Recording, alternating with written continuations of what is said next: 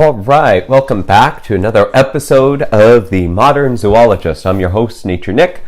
Today we're going to be talking about something a little different pertaining to the animal industry. And haven't seen too many videos on this on YouTube. And that's a big part of what I'm trying to do. I'm trying to put out new videos that I haven't seen too many things on YouTube, and give you a little bit of a different perspective about looking at certain issues pertaining to animals or how to take care of your animals, so on and so forth. So if you like my videos, please be sure to like and subscribe and hit the bell button at the end of the video. So today we're going to be talking about what led to the end of the circus. When I say the circus, I mean Ringling Brothers. So people don't quite understand what happened or why it happened and how it's affecting people like myself. So let's get started, shall we? So first of all, Ringling Brothers. It was developed, as everyone knows, by P.T. Barnum over 100 years ago, and it was one of the longest running circuses in the world. They were very big. In recent years, they were owned by a company called Feld Entertainment. And as everybody knows, PETA and animal rights do not like the circus. They've been trying to put the circus out of business for many, many years. And how do they do that? They were for many years, while the circus was still in operation, they tried writing bills to different states and different places in the United States to end circuses and prohibit circuses. Ringling Brothers was so big they had a lobbyist group that would fight it and squash those bills before they became law. So that's why the circus was able to be in operation as long as it was.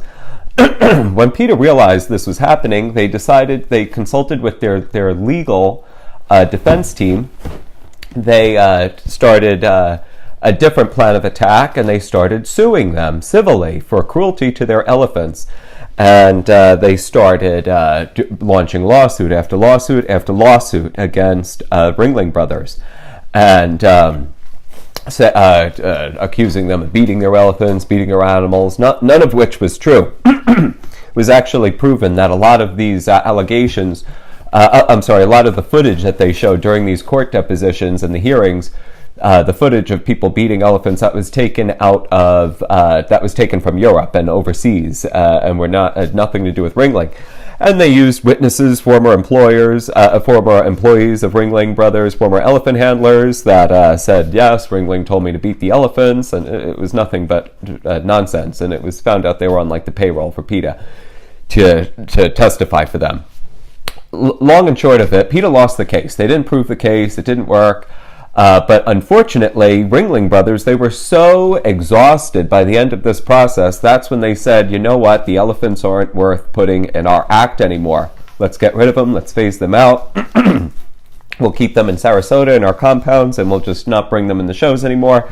Unbeknownst to the CEOs and people in Ringling and Feld Entertainment, nobody wanted to go to Ringling Brothers if there were no elephants, okay? They couldn't give anything different, couldn't give that. Without the elephants, there's no reason for me to want to bring my family to the circus. And ticket sales went down the tubes.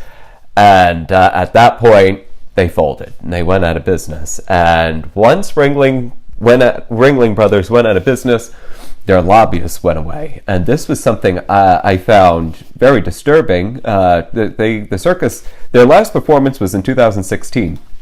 And shortly after the circus went out of business, there started to be a wave of bills and laws that went into the United States, state by state, and it's happening right now. They're trying to ban wild animal shows, okay, or circuses, which sounds great on paper. But I was thinking, what's going on? As I did more research, I found out that Ringling Brothers, their lobbyists were no more. They were no longer there fighting these ridiculous bills. And unfortunately, these bills are written in such a way that they're starting to affect people like me, people who are legitimate, who are not a circus, who bring animals to schools and fairs and libraries and things for educational use. And the animals don't do tricks, don't jump through hoops of fire. So people ask me all the time, well, why does it affect you? You're educational, you're not a circus. Unfortunately, the way a lot of these bills are written, a circus is defined as anyone who is not AZA accredited. That's a lot of people. That's me. That's that's a falconer who does free flight bird shows. That's somebody who brings rabbits to a nursing home.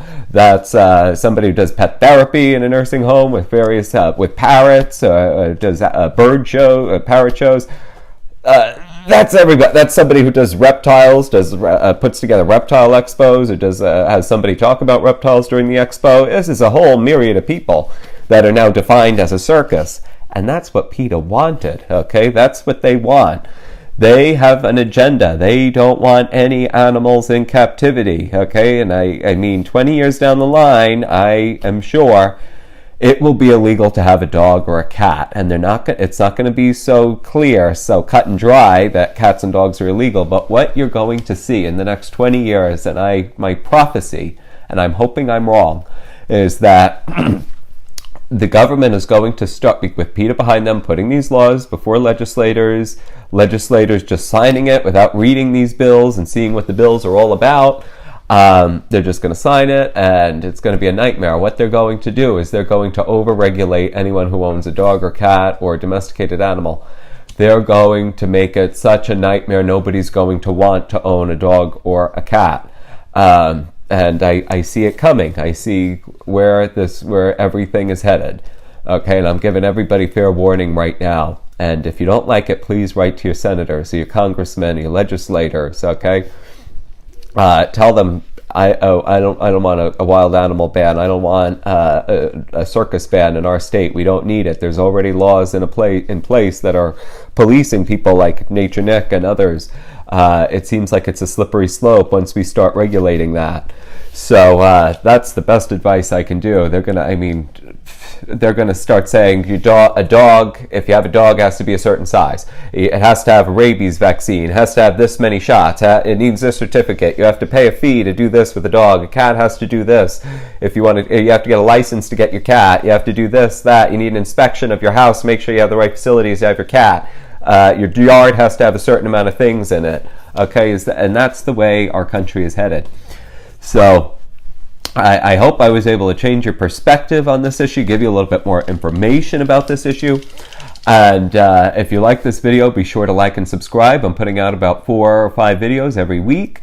Please put your comments on the issue in my right below. I will respond to most of them. I will give you fair warning. If you're a troll or you're putting nothing but nasty things, you're putting a dissertation about why I'm wrong, your comment will be deleted.